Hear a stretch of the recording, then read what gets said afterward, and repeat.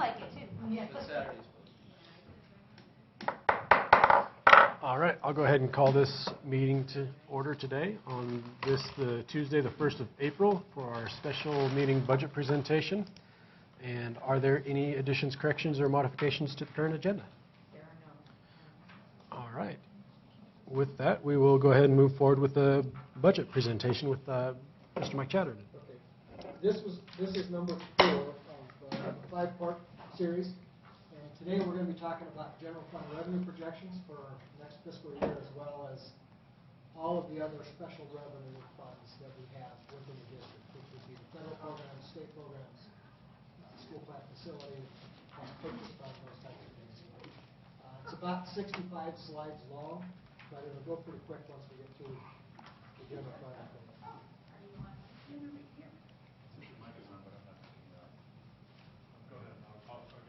Okay. So if you look at the revenue source from Blaine County School District, you see the property tax levies. We have several different levies within the structure. We have a permanent levy, supplemental levy, that was passed back in, I think it was about the middle to early 1990s, somewhere between 1993 and 1995. And that was a special legislation that we had passed to help alleviate the problems that we were having back there with having such a high supplemental levy all the time. And so we asked the legislature to pass legislation that allowed school districts to pass a supplemental permanent levy if that levy was at least 30% of their budget, and you had had that levy for at least 7 consecutive years. On the 8th year, you could go to the voters and ask to make that permanent. And they passed that levy. And when we had it passed in 1993, 94, somewhere in there, then that was the last time we just did it a one-time deal, and we never needed it again because of the market value within Blaine County kept up where we didn't have to go back to the voters. So it's a permanent levy, $2.6 million, and it can never be increased, and it can be decreased just by a vote of the board. The tort levy is also another small levy that we have. This is to help pay for the liability insurance premiums for the district, and this levy is also subject to a 3% increase. The tuition levy is to pay for those students attending Chalice School District that live in Smiley Creek area, and it's cheaper to transport them to Chalice School District than it is across the top of Galena into Hemingway, as well as Cassia County for all of those students that live down in Yale in the very southern part of Blaine County, to transport them to Cassia County and to pay tuition to Cassia County schools. So that's also subject to a 3% annual increase. Both of those are very small levies. The budget stabilization levy, which is the 4th levy and the largest levy, was created by the special session in 2006 when school districts were taking off the property tax levy and funded solely by state sales and income tax. Okay? So here's what the last 5 years' property tax levies have looked like for Blaine County School District. You see the supplemental levy has been $2.6 million for all 5 years, and if you look back through the course of the last 10 years before that, 15 years before that, you'll always see it as $2.6 million. The tort levy, it's projected to be $61,143 next year. That's one of the levies that's subject to the 3% increase every year. The tuition levy, you can see it's a very small levy as well, $25,838. It's subject to a 3% increase as well every year. And then the stabilization levy has been a levy that's a fixed levy. It can never be increased unless we get a vote of the people, and it can be decreased just by a board vote. So if you look at the course of the last 5 years in property tax budgets, our budgets increased by about $10,000 over the last 5 fiscal years. Yeah, Kathy. Is this document going to be on the financial page of the district website for people to review? It is on there now. It is on there right now? Yes. Okay. I just see people taking notes very quickly, and I want you to know that you can pull it up. It's on a PDF file. Okay. On the web. Great. Thanks, Mike. Okay. And now we're getting into other local revenues. Now these are locals. These are revenues that would be from like penalties and interest that are collected on delinquent property tax payments, tuition payments for summer school, interest earnings on idle money, rental of school gymnasiums or classrooms that people do, and it would be other revenues that we receive throughout the course of the year that we just don't anticipate. Those could be refunds from workman's compensation insurance, insurance refunds from health insurance, or most importantly, it would be funds that we receive from E-rate, the federal E-rate program. That would be the majority portion of that. I think we receive about $200,000 in E-rate funds on a per year basis. And E-rate is when people pay their telephone bills. A portion of those telephone bills goes to a fund, a federal fund, and then it gets reimbursed back to school districts and libraries to help pay the cost of long-distance telephones, cellular phones, internet connections, those types of things. And we receive about 40% reimbursement on all of those costs. So the Syringa Wireless Network, that I think we talked about last time at $260,000, 40% of that money comes back to us through the E-rate funding. The cellular phones are all E-rate funded, and all the long distance as well. Okay?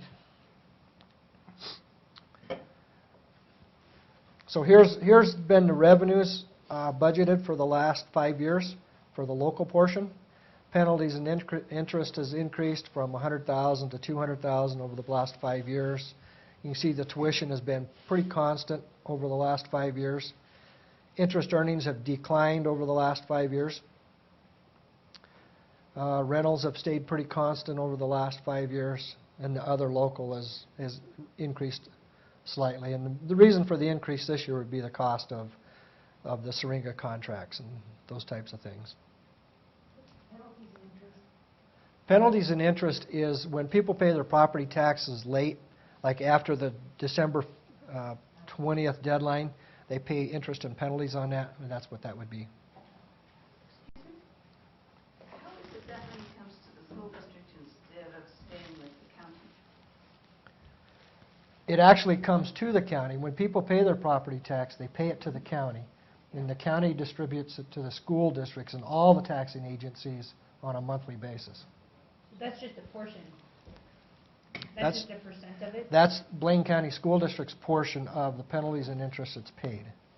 We don't get the full penalty. We get a portion of the property taxes that would have gone to the school district had they paid on time. Yes. Of the penalty. Who are the others who receive portions of that?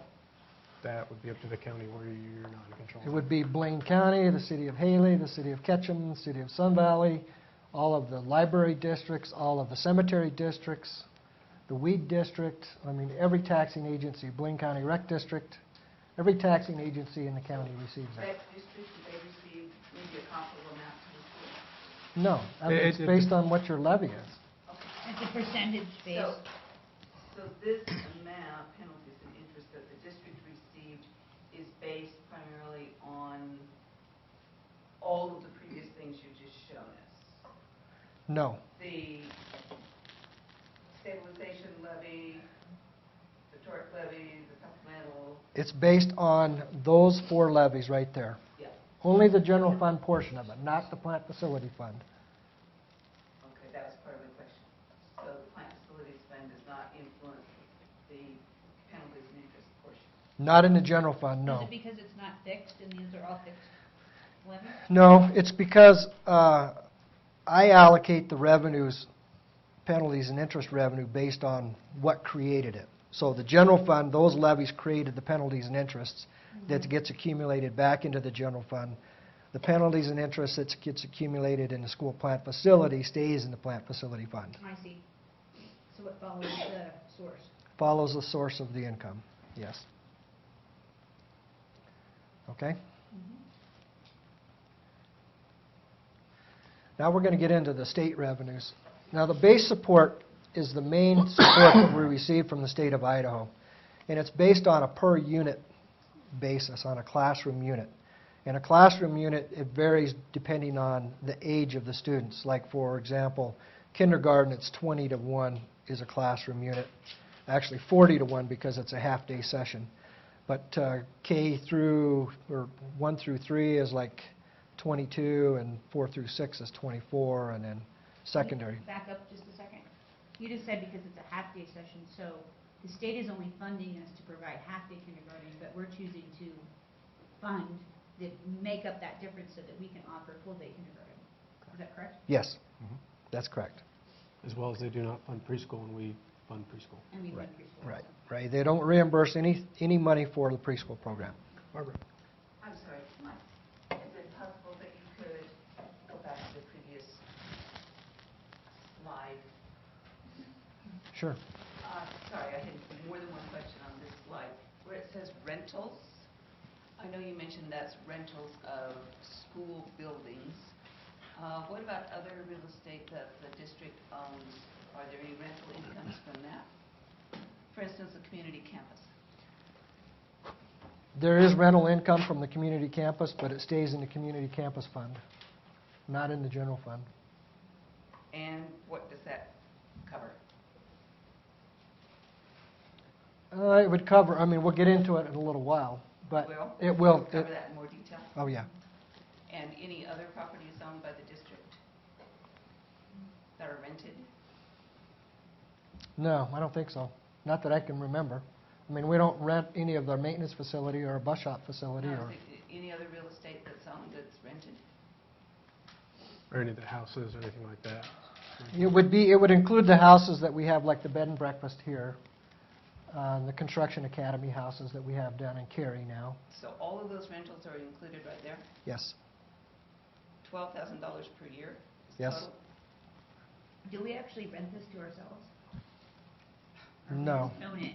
we just, We just own it. Facility. We just We're not own it. actu- There's no rent generated from that property?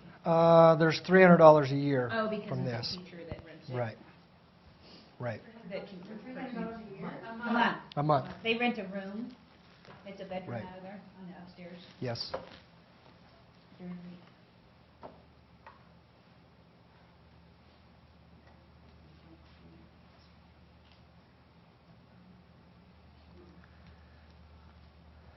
Okay, other state sources, let's see.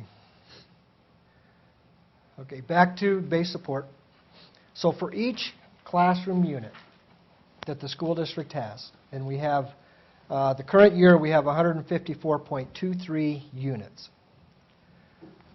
We are allocated a .075 administrative position, a 1.1 instructional position, and a .375 non-certified position. That's what every school district in the state gets allocated. Each one of those units, if you added them all together based on what goes through the salary-based apportionment, as well as what comes through the school district outside of the salary-based apportionment, it's about $82,848 per unit in general fund funding. Now, that doesn't take account any technology funds or limited English proficiency funds that we receive from the state as well. Next year, I'm anticipating 151.75 units, and they will be worth approximately $86,380 per support unit. Yeah. And are we having less units because of reduction in our enrollment? I'm projecting less units because of the Syringa Mountain School. Okay. And then why would the dollar value of that go higher? Because the funding from the state is going to increase? The state funding increased, yes. I think the salary-based apportionment increased by about 1%, 1.1%, 1.2%, but the money that's distributed to the school districts outside of the salary-based apportionment increased by about 12%. Did you do the math for that on another slide No, to show the difference? I didn't. Okay. I was just curious what that total before and after with, because it's an increase in per unit, but it's a reduction of units, if it's increased or decreased. Yeah, it's the 80, well, actually it increased overall. We'll Yeah. get into that in a little bit, but Okay. it did increase overall. Okay. But if you look at the salary-based apportionment portion of that salary, that base support, is about 75% of the $82,000. Mhm. So the non-earmarked funds represents about 25%. So The non-earmarked funds last year was $20,000 per support unit, and that's the one that's going up 12%. Oh, okay, So it's going up to about a little over 22,000. got it. The majority portion of it, the salary-based apportionment, is only increasing by 1.2%. And that's what the legislature's calling operational funding. Oh, the operational funding that just passed through the legislature. Yes. Okay, that makes sense. Thank you. Okay. We also receive transportation support, so when we transport students to and from school, we get reimbursed for that, as well as some of the field trips that we take. And that, it depends on what the allocation is, but it's typically at 85% of the actual expenditures, and some of it's at 50%. It just depends on what the expenditure is. The benefit support is to pay for the PERS, retirement system, Social Security, and the Medicare on the salary-based apportionment. So they only pay that percentage based on the total salary-based apportionment that they're providing you, not on all of the employees. Right. So if we're paying higher than the salary allotted, then they're not giving us benefits on that other portion, just on the portion they gave us. Right. And if you remember back, I think it was the last time we talked, there was, where I showed that we were so far over on the salary index. I mean, that's what's directly related to this. That's where these numbers come from, on the 1.1 for the certified staff. And I think we were, quite a few over on the certified staff as well as the non-certified and administrative. So that's what those numbers are coming from, the .375 and the 1.1 and the .075. Those are all state statute. Okay. Okay? Other state support that we receive money for is limited English proficiency funds, math and science funds, technology funds, reading funds, remediation funds, and that would be students that are performing low in reading. They also contribute money for after-school type programs as well, and classroom technology funds. Now, these are all funds, numbers that were based on last year's allocation. None of these went away, so the allocations will be at least this amount. Some of them did increase. We just don't have those numbers yet. We won't have those until later this week. Okay. The Medicaid revenue that you'll see on the next slide is to pay for Medicaid services. And I think we talked about this the last time. The Medicaid, it's $1 in for $1 out. We charge Medicaid for some of our staff members to help reimburse for those salaries that they're providing for those students, as well as for the people coming in from, was it CCI, I believe it is, to reimburse for their costs as well. The revenue in lieu pays for personal property taxes on farm equipment. That was a law that was passed several years by the state statute, by the legislature, and they reimburse school districts for not collecting personal property taxes on the farm equipment. Oh, okay. Okay, so here's the last 5 years of revenue sources just from the state. Either here or go back. Explain to us exactly what Medicaid services does in the school district. Those are for our severe and profound students that are in wheelchairs or need extreme medical attention, where we have to provide them one-on-one care. We can reimburse for those services to Medicaid if that's covered. So we have students that are in those situations.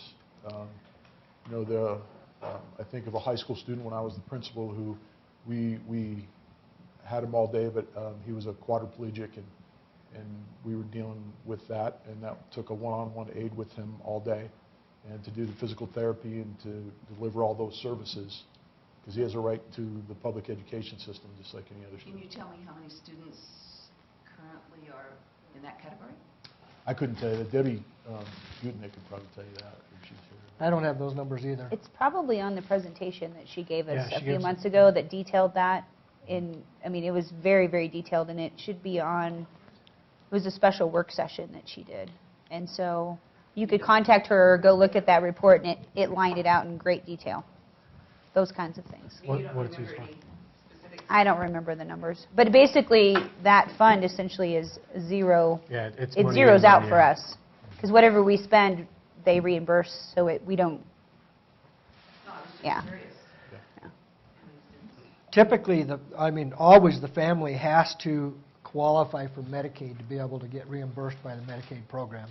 Not all students qualify for Medicaid. And you have to agree to that as bill. Right. So what happens is, it's run through special ed, so those students have to first qualify, and then the parent has to agree to allow us to bill for Medicaid. And some of those services, a student, it'd be hard to give you numbers on that, because certain students might get a service this month, that a special service they get for this month, but they don't get it the following month, or there's certain services that they get all year long that they're taken care of. So it's very, very scrutinized by what Medicaid will and will not pay for. So it's a very limited scope of services that we provide. I know we were impacted greatly last year when Medicaid changed some of its rules and what they would and wouldn't fund. Yeah, and I believe, It might just be for an hour worth of services is what, we bill for. Or a lot of it, as Mike said, might be the one-on-one aid that we get. We can help provide for that when it's the disability demands one-on-one support. yeah, and like for our occupational therapists and speech pathologists and not counselors, but social or psychologists, some of the time that they spend with those students is also reimbursable. It's not a dollar-for-dollar reimbursable from Medicaid. I think they only reimburse us about 83%. But by the time we charge our employees time against the services as well, that'll cover the difference of what they don't reimburse us for.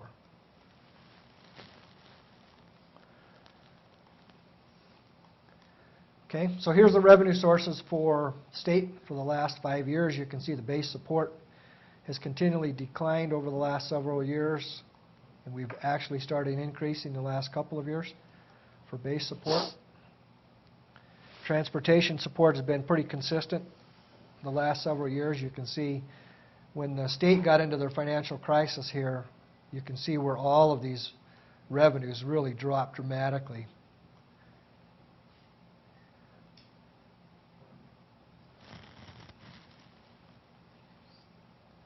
This other state support, if you look at these things, like this other state support line item, that's what this is dealing with, other state supports in this line item, other state supports. So that's included in this line item here. Okay?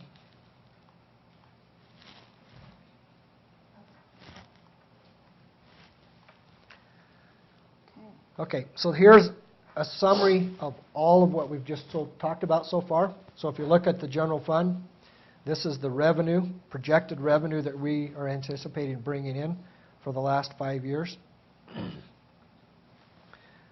So you can see over the last 5 years, that revenue source has been pretty consistent. It hasn't inclined or increased at all.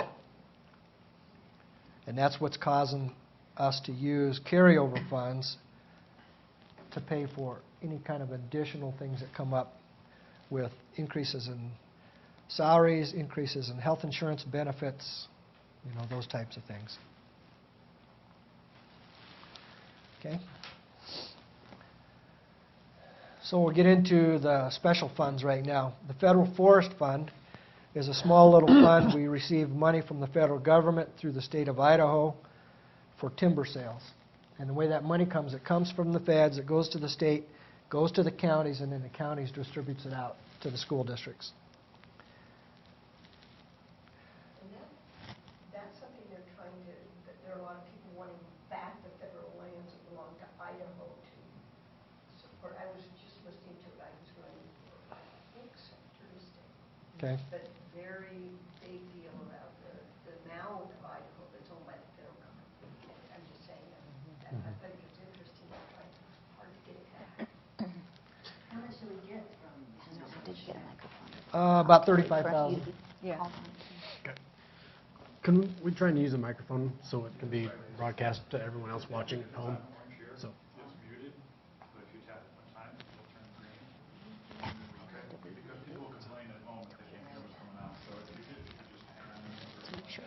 it's And then acknowledged. to make sure we get the microphone and stuff like that, just please try and be recognized, and then I'll pass it around and go from there if we could, please.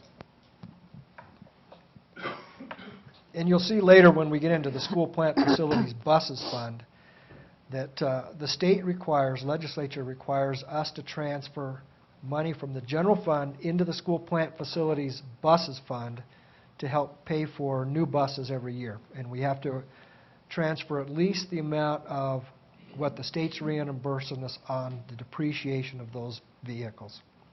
And so what we do is we transfer money from the general fund, the federal forest fund, into the bus purchase fund to pay for those new buses. So it's a forced savings account, essentially? It's not a savings account, but it does cost the general fund money. Right. But it It's does a save the set-aside. general fund money. For the purchases?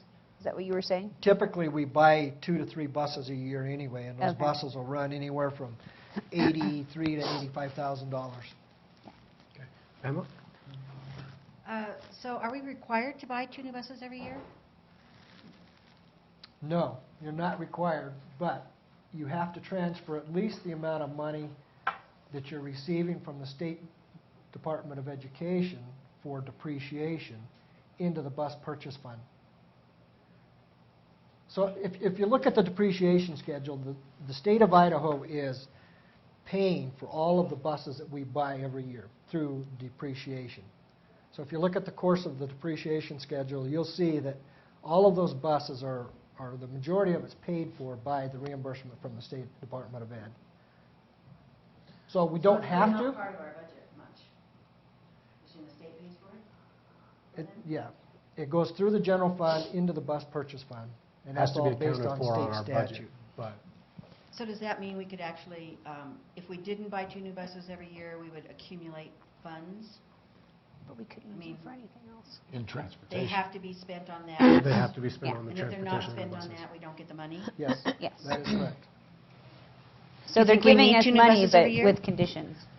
Yes, I think we do. I mean, Really? by the time we sell those buses, they're 10 years old, or if they're on a 15-year depreciation schedule, they're 15 years old, and they have anywhere from 160 to 230,000 miles on them. Because So- it In always order- seems to me that there's just buffed new buses driving all over the place. New buses, big new In buses. order to keep our maintenance costs down on the buses as well, we Yeah? take advantage of that depreciation funds and try and keep a newer fleet so we don't have as many problems Okay. maintaining and servicing on the back end. So it's actually not even coming out of our budget anyway? It's Well, being paid for with state funds? It is. It has to flow through your funds. It has to flow through your budget. Right, It's but it's not- funded. Yeah, it's not Yeah. coming from the levies, it's coming from the state fund. Thank you. Yes. Barbara?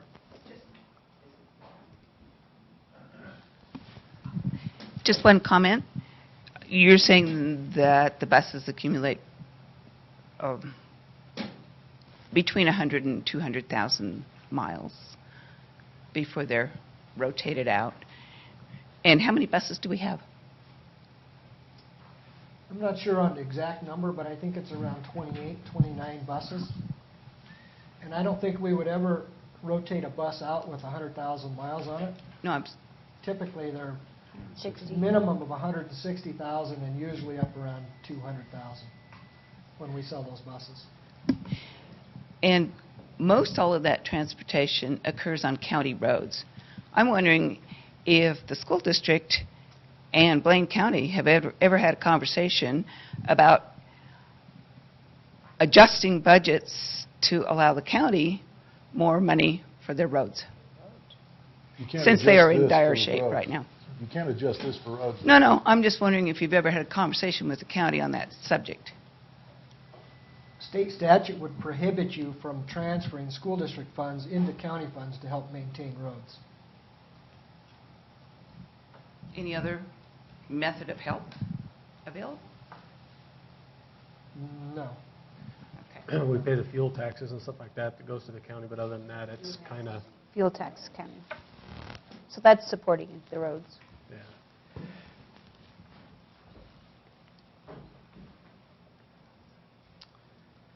Okay? Okay. No, go ahead, Mike, sorry. Okay, federal forest funds, This is a pretty straightforward. We received about $35,000 from each of the different fiscal years. That's what I budget, and we transfer that money from the Federal Forest Fund to the Bus Purchase Fund. Some years it's a little higher than 35, some years it's a little lower. Environmental Education Fund. This is a local fund that we've established to teach our 6th grade students about the environment. The students have a field trip to Cathedral Pines every year in the fall. They're charged $25 for a tuition fee, and with the balance of the expenditures coming from the general fund in a transfer. I'm wondering if we could think about that tuition fee. I really feel like things that the school district has that are available to all kids should be available on a no-cost basis. We have so many kids in this district for which $25 adds up. Little things add up. So I feel like it's a symbolic thing that maybe we could get rid of. Is there a reason why we charge it?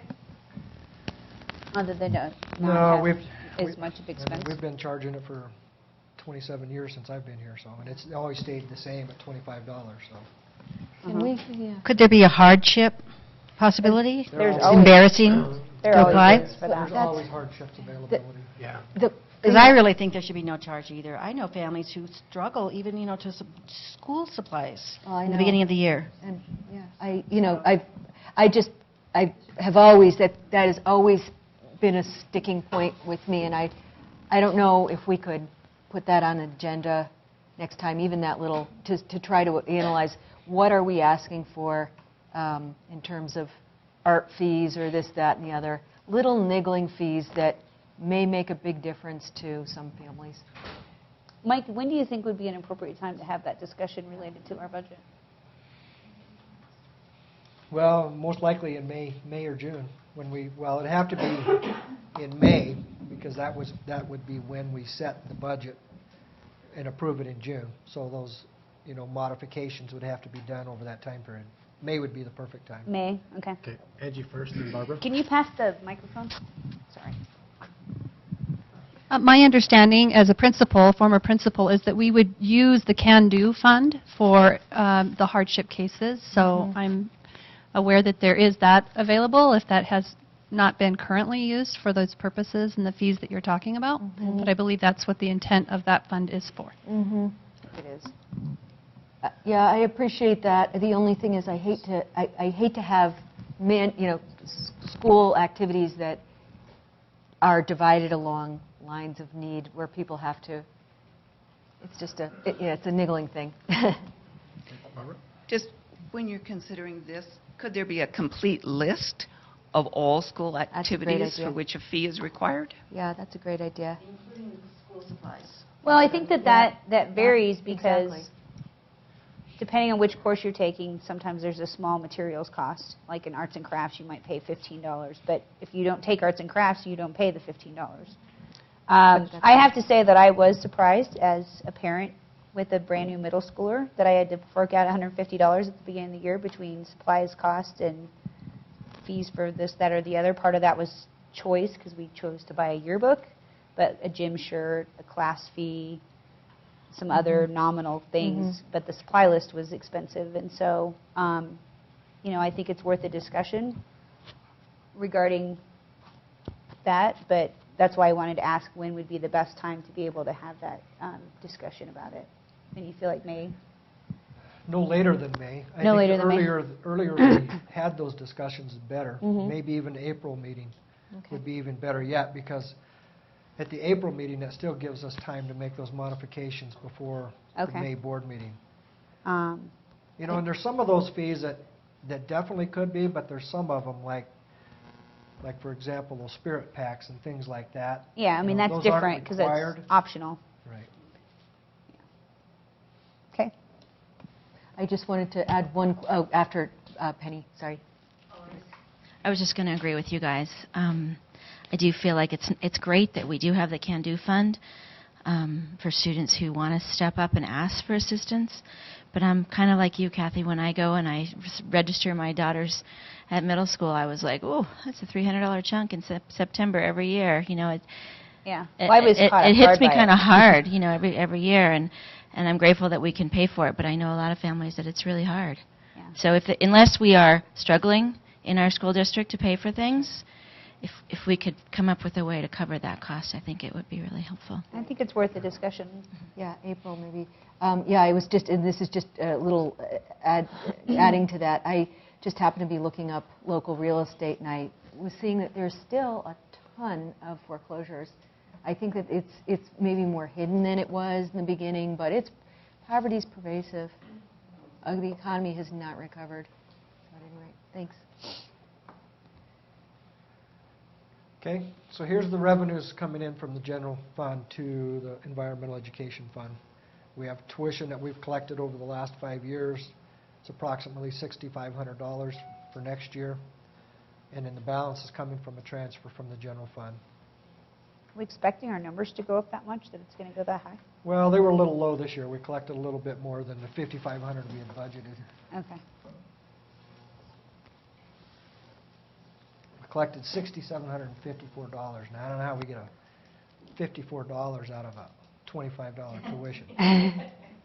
Somebody must have been $1 short. Yeah. Okay, so environmental education fund, here's our expenditures.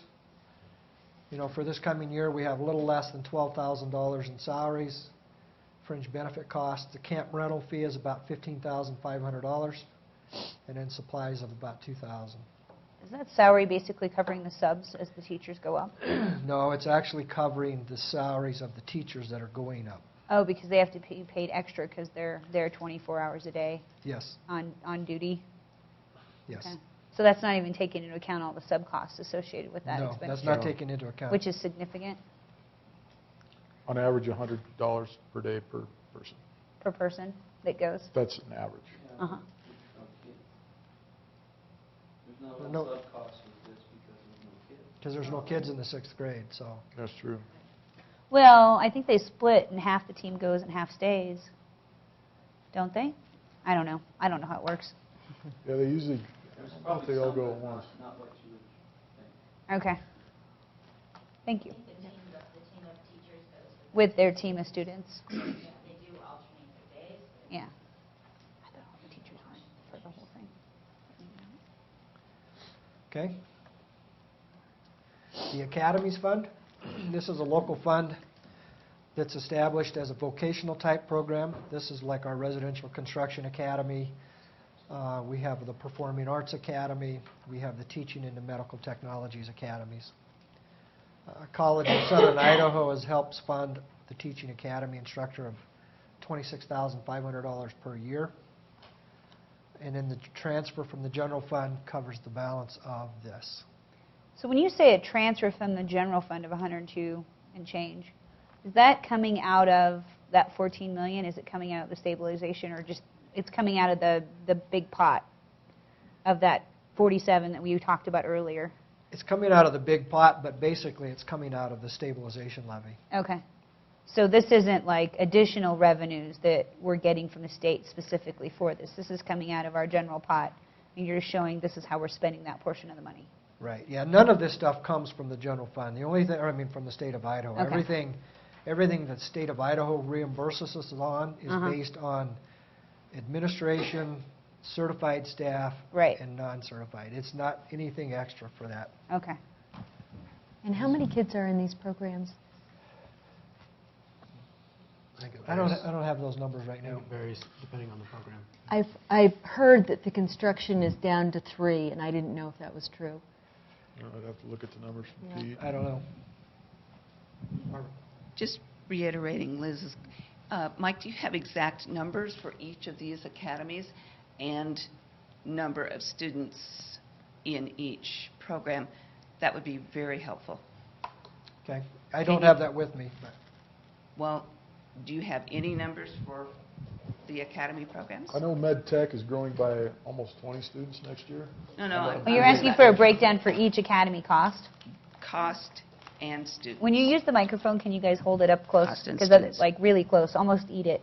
Yeah, there you go. Otherwise, it just doesn't come across the Okay. broadcast if it's not Oh. like really, really close. So Mike, you don't have any dollar figures for any of those now? On what the program costs us? For individual. Performing arts, residential, teaching, medical, yeah, each of those. Yes, I do. Like I say, the next slide touches into a little It bit. it all the touches a little expenses. bit, but it doesn't touch into the specifics on how much each one of those programs costs us. Could you read that off from somewhere? You have it It's now? the next slide. Yeah, the detail's Oh, the actually on an detail. Excel file, but I can read You it could off, maybe yeah. just attach it on the website. I could do that. Okay. Okay, so here's the revenues. Like I said, CSI contributes $26,500 for this, the teaching academy instructor. And the balance is coming from a transfer from the general fund, which is basically the stabilization levy. Okay, salaries associated with the academy funds is about, little about $80,000. Benefits associated with those, we have, what do we have? Two part-time instructors getting paid out of the Academies Fund. One is for Wood River High School Residential Construction Academy, and the other one is for the nursing program through St. Luke's. We have $7,000 set aside for performing arts instructors, $13,000 set aside for supplies through the various programs.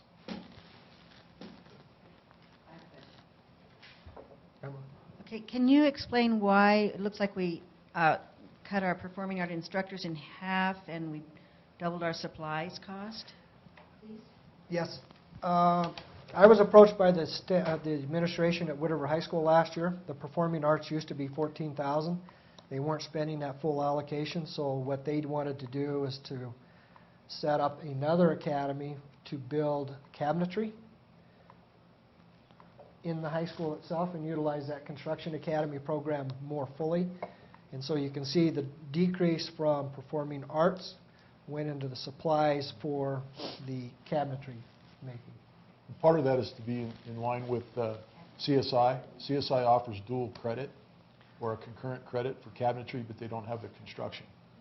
So by offering the cabinetry through the Construction Academy, then students can earn a concurrent college credit through CSI. That's cool. All right. So all of that, the cabinetry, the construction academy, the salaries, et cetera, so you don't have any numbers on what the construction academy overall costs, or how many students? Not at this time, I don't think he does. For this meeting. I know what's think he can budgeted get in those. each one of the supplies for those, yes. No. Is that the Excel spreadsheet you were talking about? Yes. Okay. So we can have that information available on the website in more detail? Right. I can just tell you, the Construction Academy program, between the cabinetry making, the Construction Academy at Cary School, and the Construction Academy at Wood River High School, the supplies budget is $13,000. Okay, before we move forward, I'd just like to make note, we're on 17 of 65, and I've got a tight time schedule today. I got to get back up to work. Okay. Now we're going into... I just want to make a public apology to you, Mike, for your last meeting bursting out of mine. I don't believe you. It was totally rude and inappropriate. And so please accept my apology. And Kathy has explained to me about the teacher thing, so we've got a really informative program that she's putting together. So thank you. Thanks, Pamela. I will. The preschool fund is to, the only purpose of this fund is to run the preschool programs in the elementary schools. It's not a handicap type of a program, it's the actual preschools at each one of the different elementary schools. We were advised by the state of Idaho not to run these monies through the general fund, but to run them through a special local fund is what they call it. And the reason for that was at that point in time when we established this preschool fund, The state also had legislation going through the legislature to prohibit school districts from using general fund money to fund preschool programs. So they said to be safe, make sure it's a separate fund that you can allocate separate dollars from state money into it, and to prove that you're not using state funds for these sources. And that's the reason it was set up separately. So that we charge a tuition for this. It's based on a sliding fee scale. I'll show you the sliding fee scale in a minute. But the balance of the money all comes from the general fund. Here's the tuition schedule. It's based on an income level. So, for example, if you have a family of 2 and you make less than $40,000, you have no tuition. If you have a family of 6 or more and you make over $80,000, you're paying $20 a day. And the reason we established the tuition schedule is to not compete with the local child care providers. And really, if you look at the history behind the preschool program, it was established to allow the school district a chance to get those students that could not speak the language into the school system 1 year earlier. It was never intended just as an open public preschool program to try to get those kids more advanced quicker. It was just to get those kids that were sitting at home, that were not doing anything, just to get our instructors 1 more year to get them before they got into the kindergarten level so they weren't so far behind. And if you look at the amount of money we receive on the tuition based on the number of students, we're still hitting that target. Because when we get into the revenues, we're only collecting $25,000 in tuition for the preschool program, so the majority of the kids are free. Probably, I would say 80% of them. We only bill 18 a month. There's probably close to 70 or 80 kids district-wide.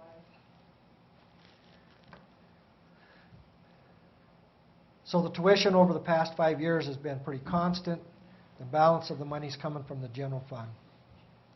And the only thing that this fund does is pay for salaries and fringe benefits for those preschool teachers.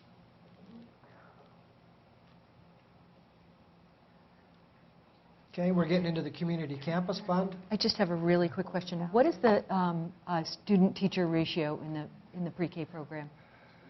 We start out at 22. Mm-hmm. Typically, by the end of the school year, it drops to maybe 20. But usually in those preschool programs, we have a waiting list, so if a student drops out, another one will get picked up. Okay.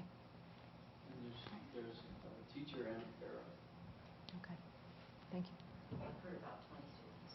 Mm-hmm. 40. Because it's a half day. It's a half It's a half day. All right. It's about 40. Community campus fund. This is the old Wood River High School. We have a partnership developed between the College of Southern Idaho and Blaine County Rec District where it's on the cost share. So it's based on the square footage of the building. How much each one of the different entities controls on the square footage is how much they pay of their share of the utilities and the maintenance and all of that stuff. The transfer from the general fund covers the balance, and that would be for the programs that we run and in the rooms, the additional rooms that we have that offset some of that tuition or that rental income. Okay? Yeah. Do you have maybe this right here.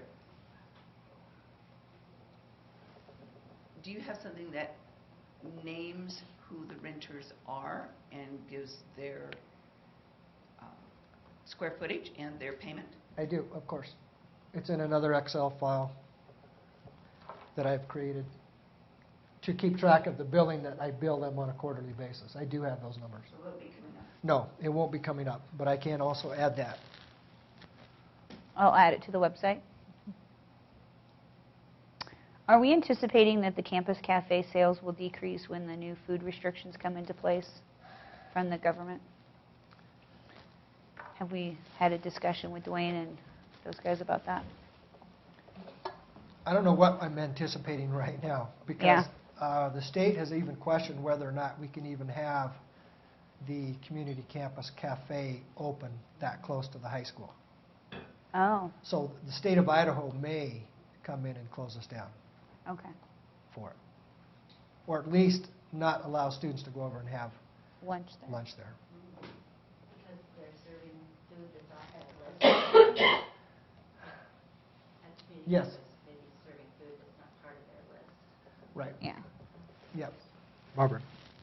Just as a general question, a rough guesstimate, how much of the community campus is used on a daily basis? How much of the building? Oh, 100%? All of it. all of it. Oh, absolutely. That is a tremendously busy building. Yeah. And is it mostly, how does it break down between rentals or school district activities? I would say that on, the school district probably controls about 38% of the square footage on that. The rec district, I think, probably has around maybe 34, and the balance would be through CSI. So it's almost, almost a third all the way through, but not quite. And the Head Start program is there too, right? Who's that run? The Head Start is run through College of Southern Idaho. And each one of the different entities has different sections that they control, that they also sublease out to individuals as well, that they collect money on to offset their portion of the building expenses. Like, for example, the school district, we sublease 2 of our areas out to the Drug Coalition Group, as well as the Lee Pesky Center. So we're also collecting money to offset our portion of that. And Rotary. And Rotary? And, well, Rotary's, the Rotary is in a Is that in room. ours? They're not a dedicated room. Oh, I They're a see. dedicated room, but not on a daily basis all the time. We control the auditorium, We control the auditorium. And then Blaine Footlight. County Rec controls the gymnasium. Yes, Yeah. Does Footlight rent from us? yes. Footlight also rents They have a from us. dance studio there. Yeah, if you ever go there, Barbara, it is a hopping place all the time. Every time I've been there, it's been, I'm not there every day. Yeah. We live a block away from there, and we spend a lot of time there, and it's busy. It is very Even in busy. the weekends, evenings, all the time. Well, the reason I'm asking, is that okay? The reason I'm asking is when the Syringa Charter School was having difficulty finding a spot, Oh. I heard more than one person suggest that in the spirit of cooperation, that they should be allowed to rent space at the community campus. Yeah. We don't have That there was space. You would displace- Without displacing College of Southern Idaho or the rec district, we do not have the space available. We would have to displace some of the current tenants. Didn't the rec district used to be in a separate other building somewhere else? 10 years ago, they did, yes. I can tell you, it's a wonderful asset having the rec district located there for the children of our community. And it is utilized every day. Even Saturdays, Sundays by our community children. It's an amazing resource that we have here. Oh, good. Yeah. Including summer programming. And the summer program, it's fantastic. Yeah, and this revenue source right here, the 210,000, all of that money is coming from, it would be coming from CSI, the rec district, Footlight Dance, the Drug Coalition, and Lee Pesky Center. That's what makes up that $210,000. The other rental numbers would be like Haley Rotary. They just use the catering they don't actually rent the facility, but other types of groups that come in. I think there's a driving school that comes in and teaches classes there, or people just come in and, like Water Resources comes in and utilizes the facilities in the city of Haley, and a lot of different people rent different types, small classrooms from us there. When looking at our portion to cover it, why is there anticipated a 13-14% increase in costs? You mean as far as From the transit? 214 to 245, yeah. Do you know I don't know. what that increase is? I don't know. Because, if you go back to 2012, it's almost a $40,000 increase, which is, what, Well, 40%? here's the expenses on the community campus. There's 5,000 of it. Salaries and benefits. Yeah, it would be split between salaries, benefits, and then the purchase services category. Purchase services. That would be like contracted services if we needed to hire somebody to come in and make repairs on the building or something like that. Okay. So yeah, it's a 7, 12, 13, 14, 15. That's the And it could difference. be, well, the other local money, the revenues are decreasing that too, which is going to force the transfer from the general fund up. Uh-huh. That's 17, almost 16. What kind of equipment are you looking at? Because that budget went up significantly over the It couple could years. be like snow removal equipment. It could be like new lawnmowers that we utilize. It could be, some kind of new soundboard for the auditorium, I think is what they're asking for next year. Okay, so those are all specifically line items and Yes. just general anticipated needs, reoccurring maintenance costs? Yes. Okay, thank you. It is. It's nothing specific, but it's several different things. Betty? I don't want to slow the process, but I just don't understand. For the community campus cafe, the expenses and the revenues are the same, so it's a wash? That's the goal, is to try to break even at the community campus on the sales. Okay. Because if you look at it over the course, the summer months, where we keep the cafe open, Mhm. but we lose money in the summertime. So throughout the course of the year, we try to build up enough to offset the losses Okay. in the summer. Okay. It's more of a convenience to the occupants of Yeah, the building. it's a service kind of thing, yeah. Okay, thanks.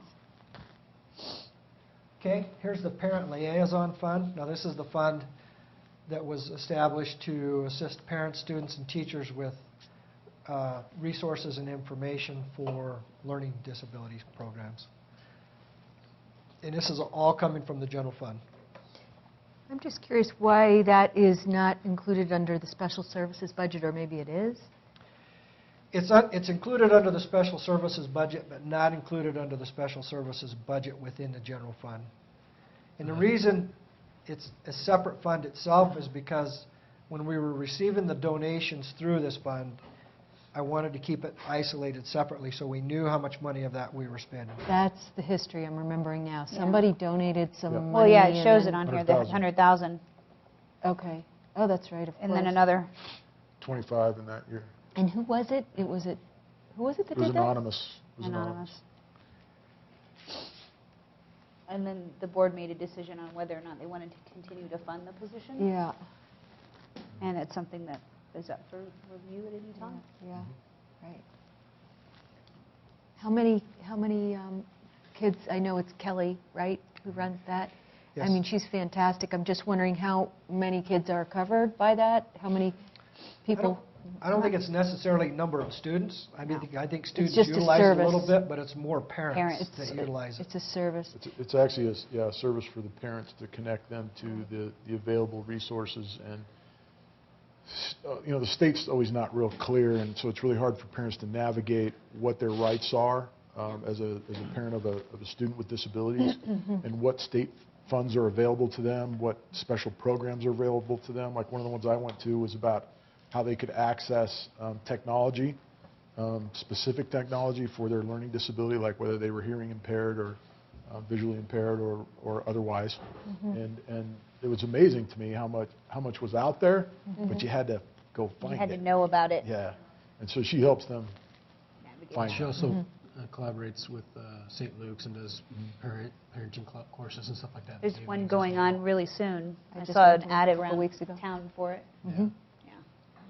Okay, Yeah, thanks. So it's Okay. a service to students, but more To the parents. to the parents and to the community at large. Okay, so here's the expense side of the Parent Liaison Fund. The majority of the money is set up in salaries and benefits for the one position. Have a $2,000 line item for supplies. Can I just make a comment, like, the fringe benefits just seem enormous, That's your enormous. That's it's your health That's benefits. typically what it is health insurance, life insurance, retirements, Yeah, Social Security. yeah, It's that same ratio for all staff. yeah, yeah. We should be talking about That's that what I'm telling you. That's- That's where your portion expense too. is. That's but where our that- expenses Yeah, are. is- I think, that but I think is- we're an outlier, right, as terms of what the rest of the state is paying. That So that that's- goes that's- back into negotiations with the education foundation, Exactly. with the teachers as well. Exactly. I think we're a huge outlier, at any rate. Okay, the Driver's Education Fund. This is to teach students how to drive. We get reimbursed by the state of Idaho at $125 per student. The general fund covers the rest of this. And you can see the state revenue has been pretty constant. We have, typically we'll run 30 kids in a driver's ed class through the course of the year. And that would be 30 kids in the class portion as well as the driving at the same time. Cary's a little different because they don't have enough students for the 30. But typically they'll run anywhere from 14 to 20 students in their driver's ed classes. And is driver's ed currently free to students that take it through the school district, or is there a fee? There is no fee, no. No fee at all? No fee at all. Most districts, I don't know of any district in the state of Idaho that pays 100% of the driver's education program. As a matter of fact, most districts are actually getting rid of the driver's ed program and having the private instructors do it, just because of the liability and the cost of the program. And if we did that, we would lose that 22,000 state revenue because we would no longer offer the program. Right. But the other side of that, we would save the general fund 39,000. Right. Barbara, Right. President. And you wouldn't have a loss. Follow up on Yeah. that. Are there any or enough private driving schools in the area There are none. to handle the kids? Do we have any? I think there's There's two. two. There's two. There's two. They're expensive, but they operate on. There's two entities in town that do that. They're pretty expensive, but what they offer is the time for the kids to do it. So they adjust their time so kids can take the classes. Whereas in the driver's ed that we offer, it's a minimal number of kids can get in, and it's offered at a specific time. And so the kids that can't get into ours for free, or the ones that are playing athletics or working a job or have time restrictions, they go off to the private entities. And I'm sure Tom dealt with that, but my son's involved in all those things, and so we had to go through the private. It was about $550. Yeah. But it was flexible to his schedule. Right. And there are some students in Cary, I know, that go down to Twin to take those courses as well. It's not just whether it's here locally or not, so. Right. So we're essentially funding a program for probably kids who couldn't afford the $500 to learn how to drive? Oh, absolutely. Yeah. I mean, there's a huge population that Yeah, we there are kids support. that wait because they can't afford the private, so they wait until they can get into. So Uh-huh. they may not get their license right away. They wait until they can get into the course. program. Yeah, So there's a waiting list for that program? Oh, yeah. absolutely. There's a Yeah, great we demand get for it. caught up on the waiting lists throughout the course of the summer because we'll have, Mr. Sims will teach one of the classes, and then we'll hire another driving instructor that'll come up from Kimberly and she'll run another class at the same time. So we'll get all of the kids taken care of over the course of the summer. But there's a high demand for the class. There's a high demand for the class.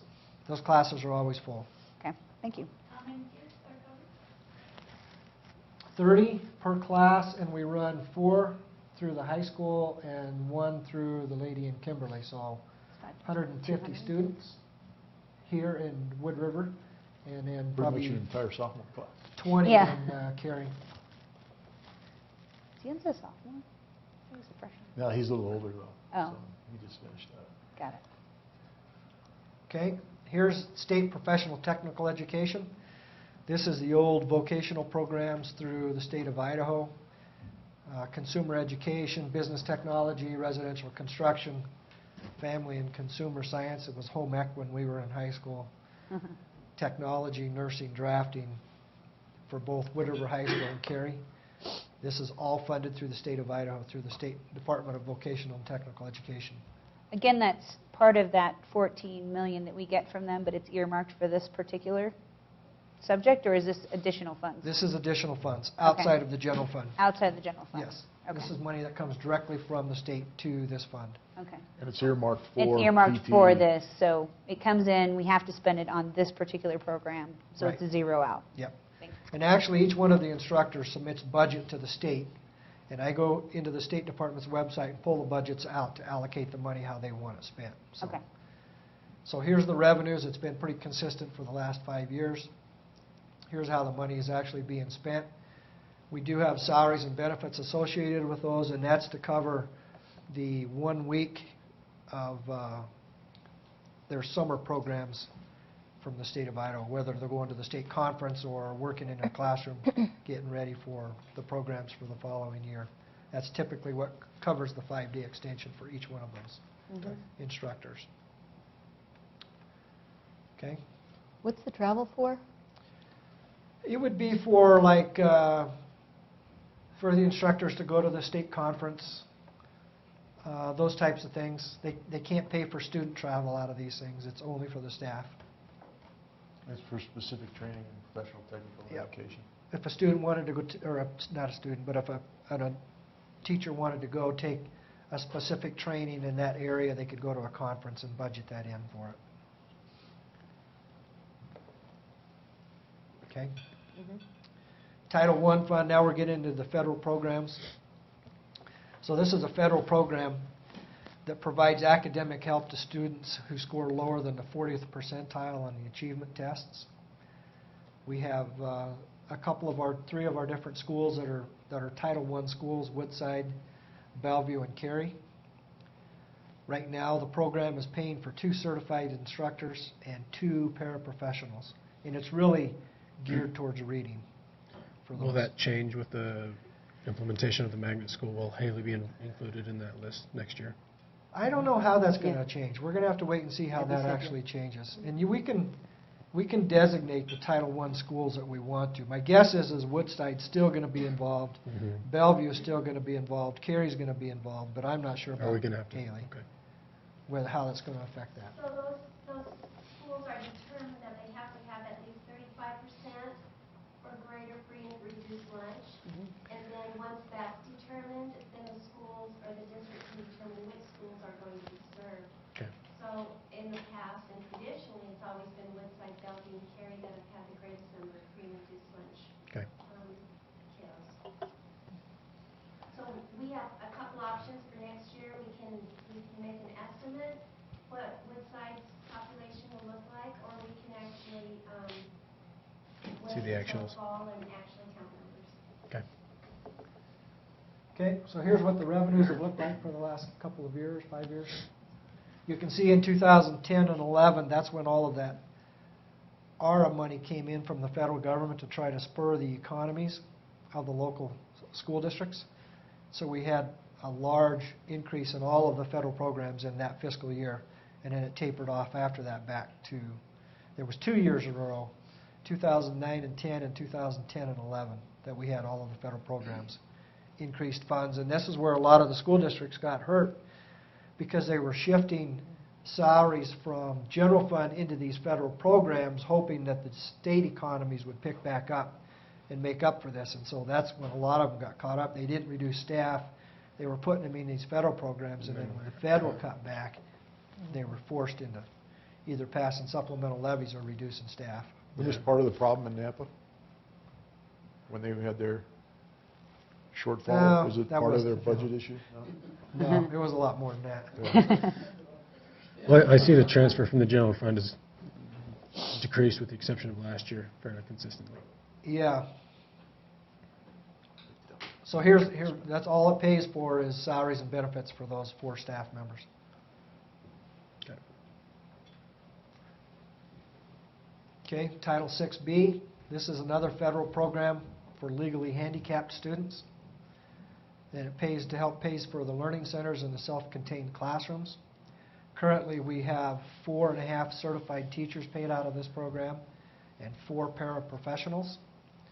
And a transfer from the general fund covers the balance.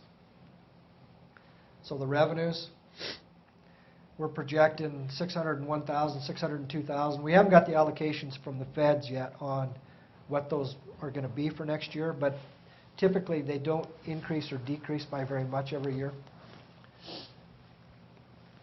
So you can see the federal revenue estimated, I used the same number as I had last year because that's the best number I have right now. Barbara. Can you explain to me the Title 6B versus what you were talking about earlier, the Medicaid services? I think they're all the same type of a program that you have. It's just who's actually paying for the services. Whether it's coming from federal sources, state sources, or whatever, or local sources. So the Medicaid comes from the state? The med, Well, you no, say I think it this comes from federal. federal. Flows through from the feds. It comes from the federal. Down to the state. So it seems like it's all federal money. Well, just categorized differently. Yeah, it just By the- depends on how the federal wants it categorized and where they want Those to track certain it. positions are federally funded, yes, but we do have a lot of positions through special education that are funded by local tax dollars. Al? I think the difference is that Medicaid services are provided to families who go out on their own and qualify for Medicaid services. So the school's not qualifying them, the family is going out on their own and they're getting qualified for Medicaid services. So we, as a school district, are offering some services that qualify through that, and we can bill Medicaid for it, but it's a zero, it ends up being a zero transaction to those expenses. These programs are federally funded, but these students, they qualify for them through their IEPs, and they don't have to go out to the state specifically and get qualified for it. They're qualified through the categories that they take in testing through Debbie's programs. And that's how we service these programs. So some of these kids are getting both, but it's because of what their parents have gone out and gotten the services for them. Does that help? Okay, so here's Title 6B expenses. So all of it's coming out of salaries and benefits. Okay, Title 6B preschool, this is the same type of a thing. Legally handicapped students that are preschool age 3 to 5. So they're not yet eligible for kindergarten. And the same type of a thing, it helps fund the learning centers and the self-contained classrooms. Pays for a portion of a paraprofessional position. And you can see that, you know, the federal money is not very much in the preschool programs. And all it does is cover a portion of the salary and a portion of the benefits. Carl Perkins, this is another vocational type program. It's a federal program. It's just like the state vocational programs. It funds the same type of programs, but it's only federal money. And typically this the high school uses these funds to replace computer labs in each one of these different programs that are addressed. Family and Consumer Sciences, the Business Technology program.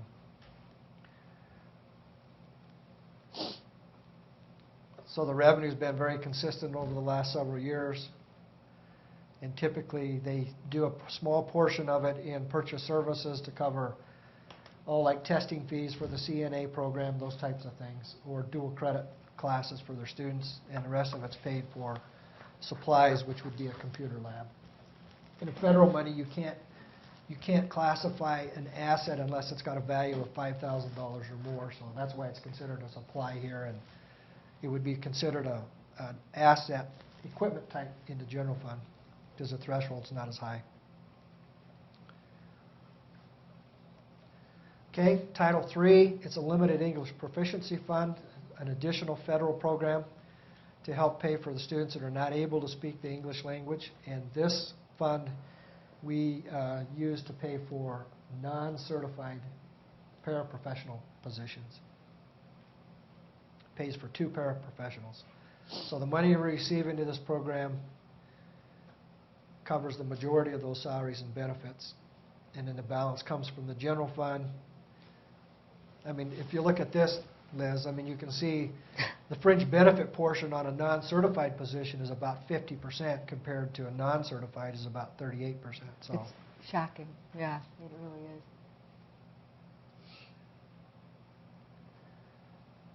Title II-A, this is the fund that we use to subsidize the Grow Your Own program, the tuition subsidy program that we have, and the rest of it's going in to pay for staff development for the district. We receive about anywhere from $88,000 to $112,000. That's been decreasing over the last several years from the feds. The rent subsidy program is dropping off next year. We have $60,000 allocated for the Grow Your Own program, and the rest of it's going into the pay for professional development for the district. Yeah, and I just wanted to say the Grow Your Own program, I'd love to have the board at some point look at that, because I've got some questions about it and what the appropriateness of that is. It's not something we actually spend money on, right? No, it's all coming from the It's all federal comes from the government. federal government, so we're not actually putting funding into that program. No. We've So- employed quite a few of those folks. So, but to me, the deal is that we're paying for college degrees. Is that right? No, it all comes from the federal government. Or the federal government? I mean, yeah, but I mean, you know, college degrees are getting paid for. Huh? Why wouldn't Yeah. they? Why wouldn't? I mean, what I don't understand is why wouldn't they pay not just for college? Why wouldn't they pay for master's degrees and things like that? It seems, I don't know. This is a discussion for another day, but. Well, the purpose of this one is to make sure that we have highly qualified teachers within districts. Mm-hmm. All right, so in a district such as ours, it's more difficult for us to get a lot of people here to be able to afford the housing. So one way to help and get those highly qualified people is to use these funds from the state to help pay for their education. Mm-hmm. I don't think in any way does it ever cover their full education, it just helps supplement it. Mm-hmm. To encourage them to stay here. Well, the feds hand out a mandate that you have to be HQ, which has nothing to do with state certification. What's HQ? Highly qualified. Okay. So there's a federal regulation that says you have to be highly qualified. That runs through my department.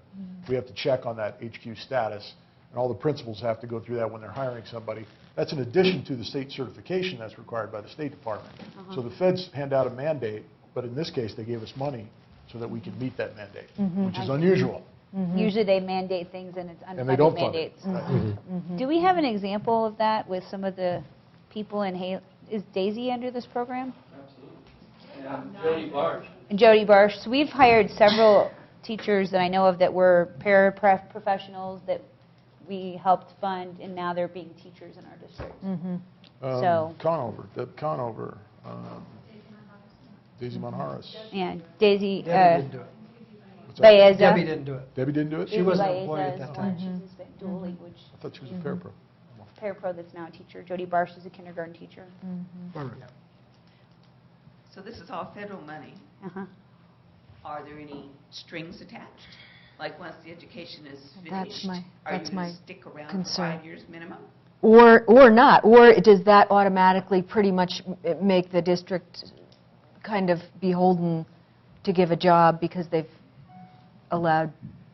No. Okay. There's no Because that strings. was my concern, is that if you apply for this and then you get your degree, that doesn't, in my book, necessarily mean highly qualified. It may be the moniker, but it doesn't mean to me that just because you have a degree, that that's a person that you always want to hire. So we're not mandated to hire them. No, there's no guarantees on a hire. There's So no we still have guarantees on a hire. flexibility. That's Yeah, still make up to that choice. the building administrator to choose their own staffing and the appropriate staff. for That their- still has to their go needs. through the same protocols as any opening.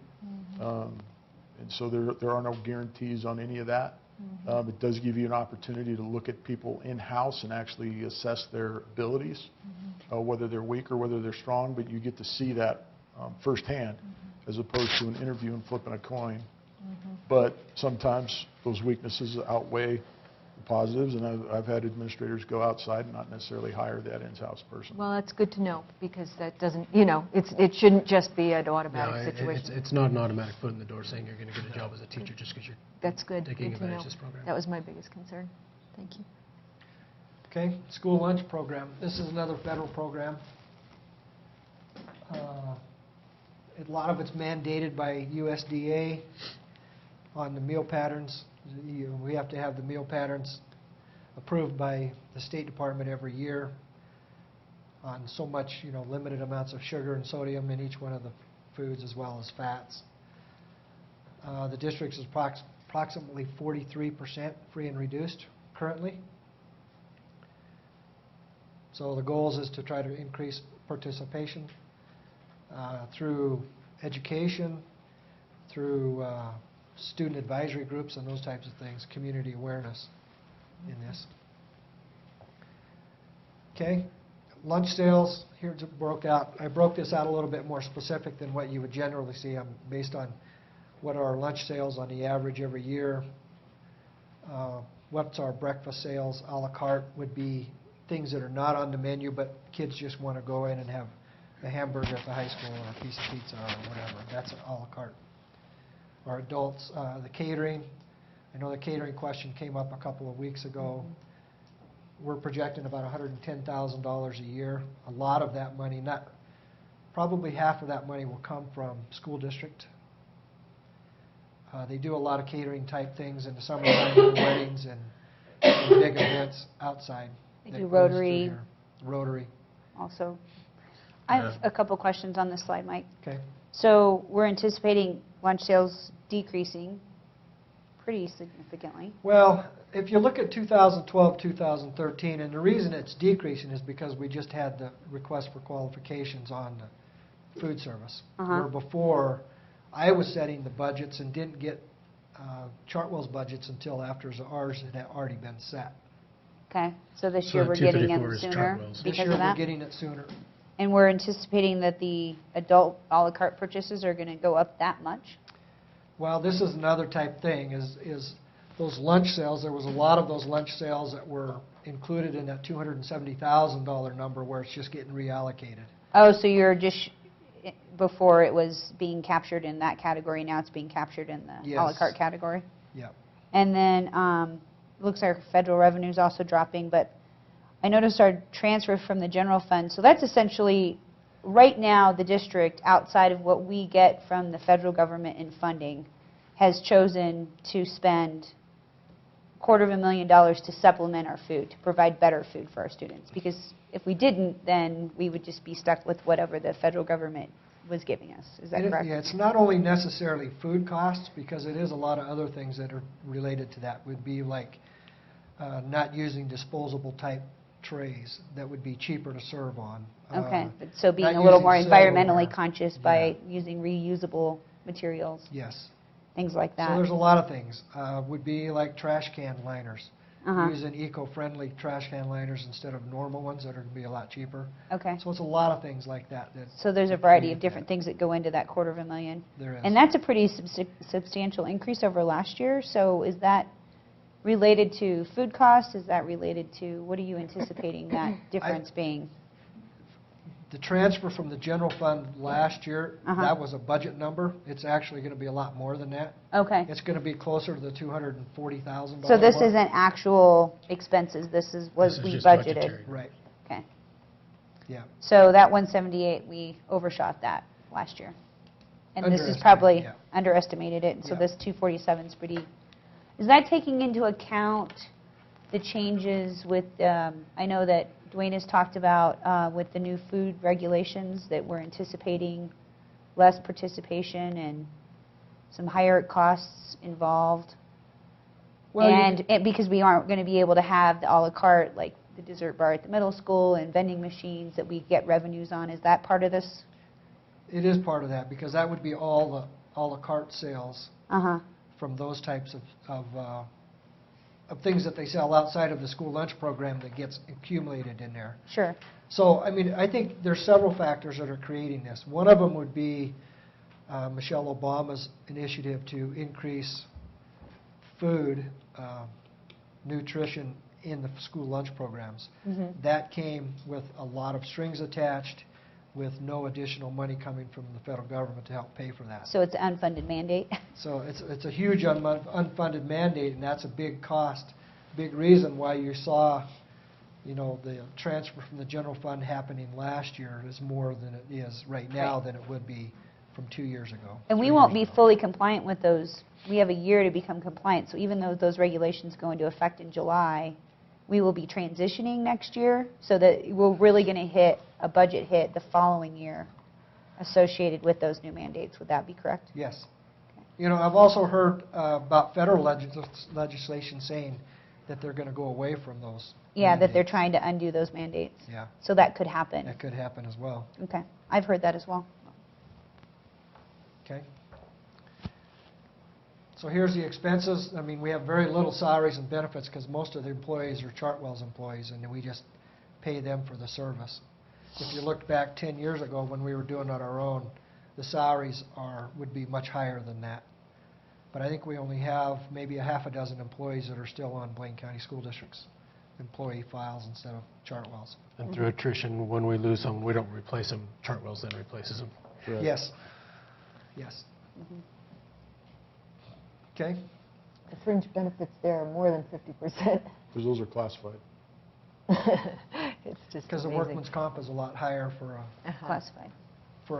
a food service provider than it is for a regular parapro. That would be the difference.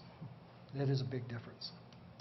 Land lottery fund, the purpose of this fund is set aside funds from lottery monies as well as the sale of district-owned property.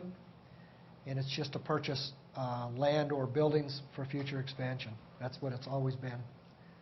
So if you look at the revenues, you know, the money's just been carried over from year to year to year. So we have we're projecting about $2,346,000 in this fund at the end of this year.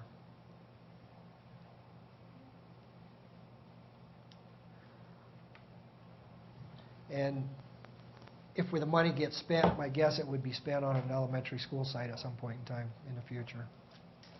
I'm sorry, could you explain that a little bit more? I'm just a little bit fuzzy on what this is. It's a fund set aside that would pay for a school site. That's the sole purpose of it. And it comes from the state through the Through the lottery. Or the sale of district-owned property that has happened over the past 30 years. Okay.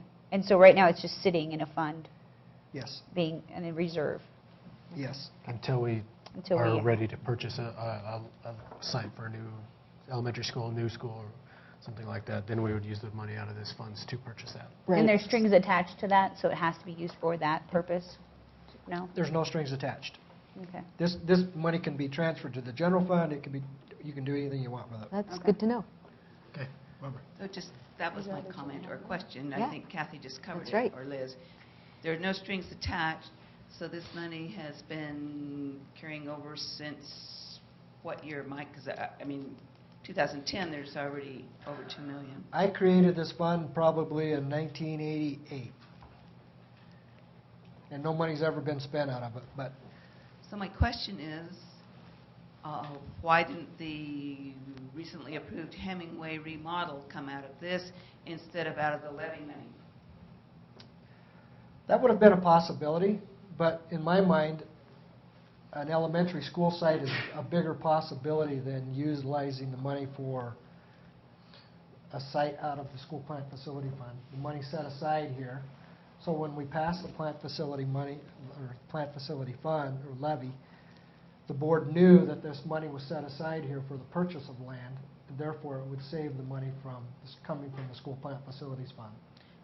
But what comes from the levy money has to be then assessed to the taxpayers, whereas this money is sitting here unused.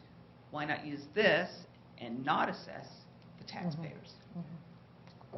Because if you were going to do it that way, then what you would have to do as well is pay for the land Well, at that's- some point in that's- time from the plant facility fund. At some point in the time. That's some future way down the road. I'm talking about taxpayer relief now. I have a question related to that.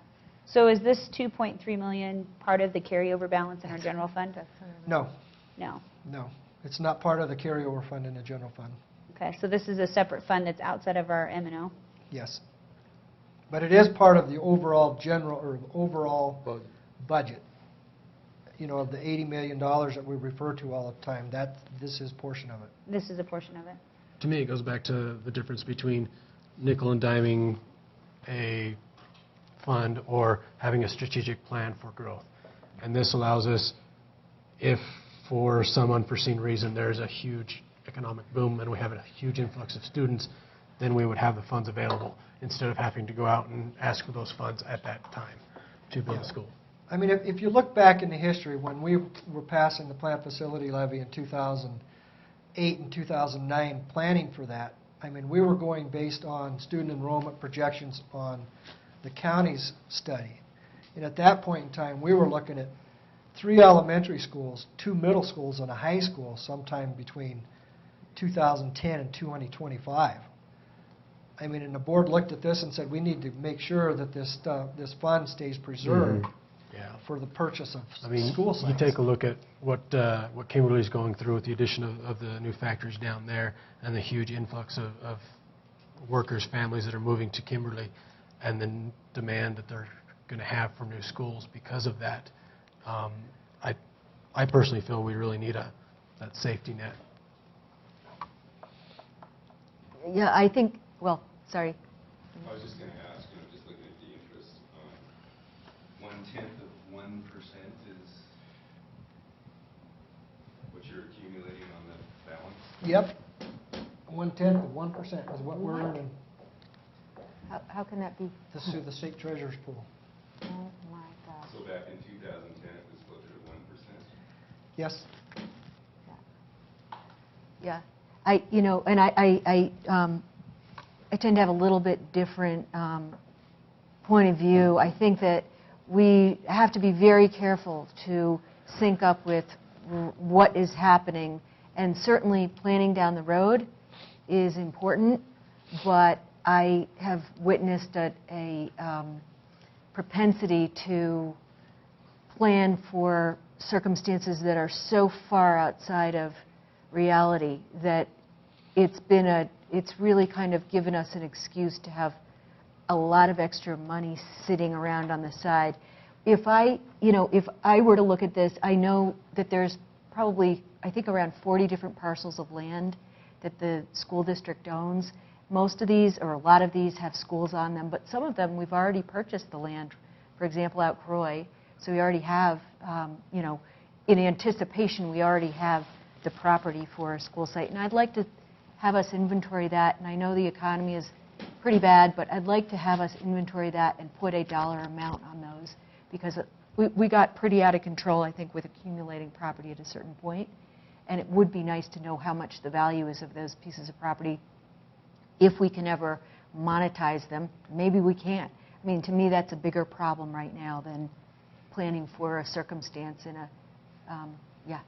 a situation where we need to be using this money for education, I feel like. Right now, I can count the parcels of land that the school district owns that does not have buildings on one hand. 3 of them are residential construction lots. 2 are in Cary, one's at the high school. We have the Croy property that my guess is you won't see an elementary school out there for years, probably 20 years. There you go. Because you don't have water and sewer out there, and it's going to be way too expensive to put it out there. And the bottom line is we're losing enrollment too, yeah. And then the only other possibility, that little parcel of land that's just adjacent to the middle school that's not big enough to put anything on. I'd love to talk to you more about that at a certain point. I just wanted to understand it better. That's definitely a possibility, and that would be a great sidebar meeting to have. Yeah, that would be great. Okay, Barbara? Okay. I'd just like to ask you to seriously discuss the possibility of using a good bit of this money soon instead of levy money, and let the public know what you're doing, deliberately giving some taxpayer relief.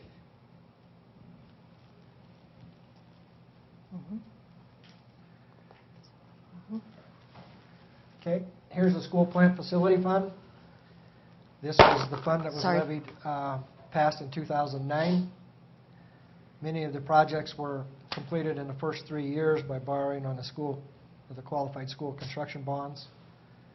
The repayment of the bonds will begin in 2016 with a 20% set aside into a trust account. The interest that's paid on these bonds is subsidized through the federal government. Okay, so here's the planned technology purchases for 2014-15. One sec. Mike, you said the interest paid is subsidized. Does that mean it's totally paid by the federal government? Yes. Or a portion? It's totally paid by the federal government. And what is that interest rate going to be? It varies on every bond, but it's all between 4.5% and 5.1%.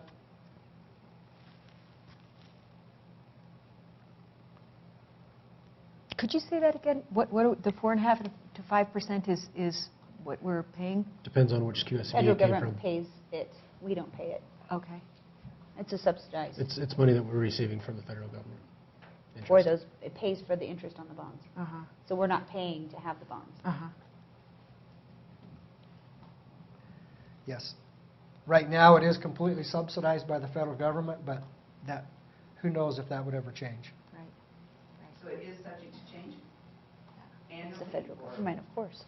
It's the federal government.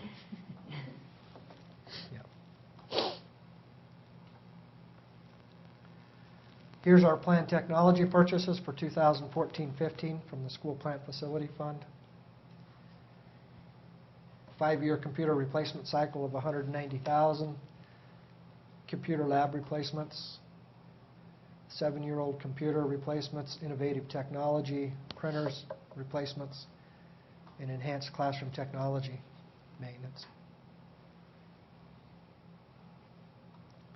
Here's our planned building projects for next year. We have the site improvements at Hemingway Elementary School, the cafeteria music room expansion, the carpeting and floor recovering at Hemingway, water fixture replacements and the bathroom retiles at Hemingway, the classroom remodel at Woodside Elementary School, and the middle school's indoor air quality improvements. So here's what the revenue looks like. 5.9 million, 5.98 million come from property tax. Penalties and interest are estimated at $40,000. Interest at $20,000. Nothing coming in from the sale of bonds. Nothing coming in from transfers. Carryover is estimated at $12.5 million going into next year. So the total amount is $18.5 million. You know, a big thing is as well as that $18 million gets carried into the total overall general budget of the school district, so. Part of that 74 or whatever. Yes. Mm-hmm. Yeah. All monies have to be accounted for, so this 18.5 million is also counted into the total budget of like 74.5, something like that. So the M&O plus the plant facility, Plus all plus of the the other funds. small funds. So when the paper prints your budget, it's not your maintenance operation budget, it's everything. It's everything. So this money isn't in salaries or anything else, and it's set aside for the plant facilities. But it's got to be accounted for. So that money's been collected, it's there, has to be accounted for in your overall budget, but it's not your maintenance and operation budget. It's not what you actually spend and operate on. That's closer to what, Mike? 60? 50, 55. 55. Okay. Barbara? So I'm seeing a carryover of 12.5 million, up from 3.2 million in 2010. Since there's a carryover, why are you taking $5,980,000 from the taxpayers? Because we have to set money aside to pay these construction bonds off in 2016. Because we took the money with the bonds. Oh, I know. Yeah. But it didn't cost us anything to do that.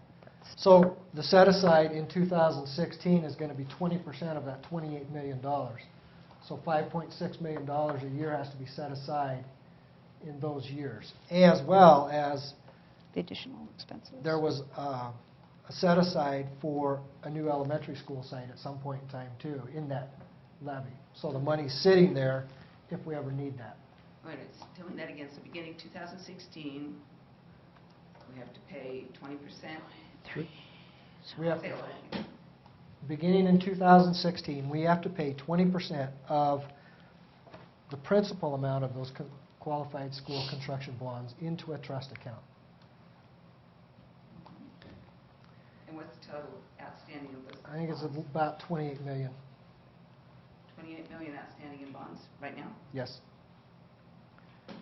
So 2017, you'll put another 20% in, 2018, another 20% in, 2019, another 20% in, and 2020, it's completely paid, and then the bonds are all paid off.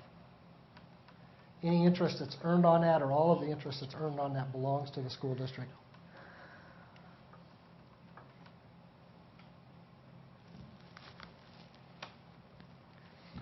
Liz? Okay, so how much have we spent of the levy? I get confused by this. I don't have that number. Okay, Right. roughly, within $1 million. I don't have that number. I don't even know if I could get you within 3 million. That's upsetting. So you wait a could minute. get that for Yeah. He could get that, he just doesn't have it off Just the top of doesn't his have head. it at the top of your head. Is it, okay, but the last time that I looked, I think it was about 38 and a half, and then since then I've watched spending of about 2 or 3 million. I'm just trying to get an idea in the next, we've had 5 years go by, we've got 5 more years onto the levy.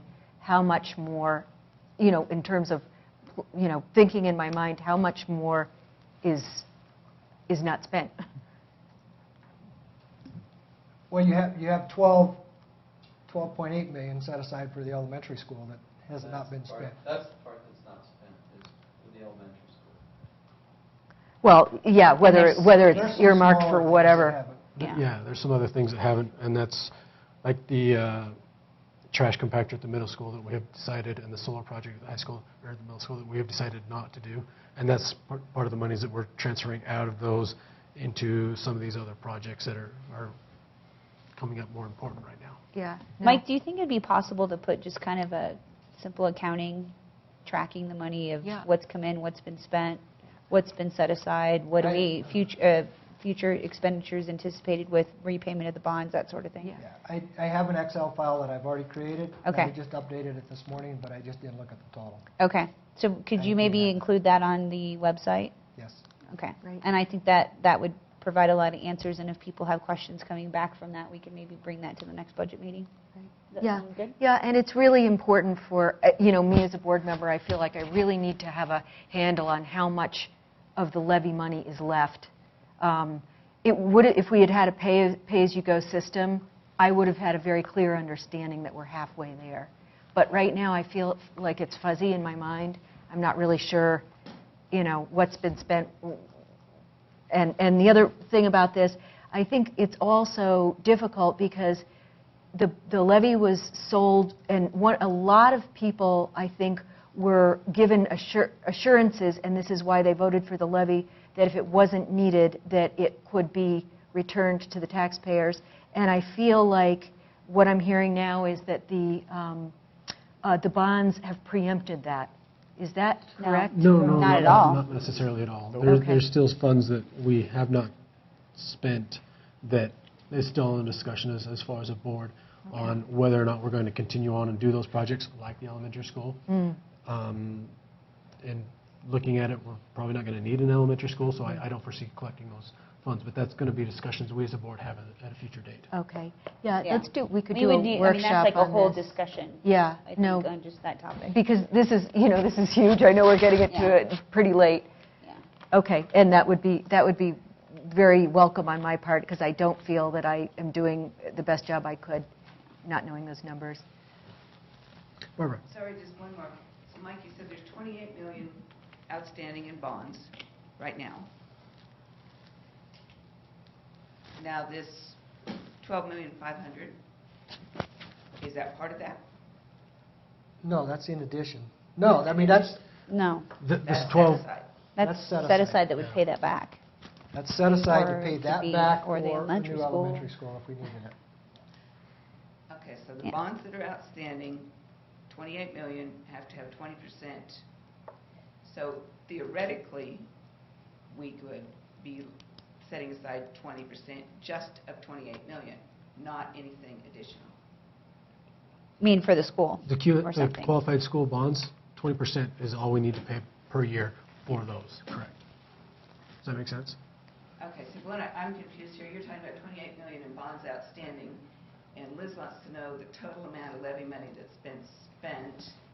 Tell me how that fits all together. It doesn't fit it all together. It's apples and oranges. Yeah, I don't know how much money has been spent out of the total plant facility levy. Can I recommend that we have Mike upload that sheet and any questions that we want to have addressed, you could either address individually with him, or we can, in addition to that, bring up at our next budget meeting.